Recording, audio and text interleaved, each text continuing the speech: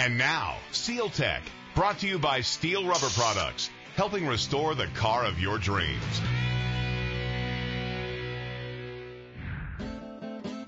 Hey everybody, for today's SealTech, we're going to be finishing up our list of the 7 most common mistakes a person can make when they're dealing with weather stripping. Now, just to catch everybody up, here's the 4 we've dealt with so far. Number 1, throwing away the original rubber before you have a replacement. Number 2, not prepping the surface properly. Number 3, not test fitting the new weather stripping. Number 4, not double checking the orientation when you install the new weather stripping.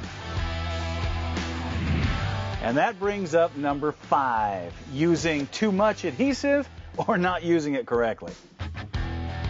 Weather strip adhesive is not like toothpaste or silicone where you need a fat bead on the surface. This will just make a mess. Weather strip adhesive works like a contact cement where you spread a thin coat on both surfaces and let it sit for a few minutes. Then when you bring the 2 parts together, they'll grab and hold, giving you instant adhesion and positioning.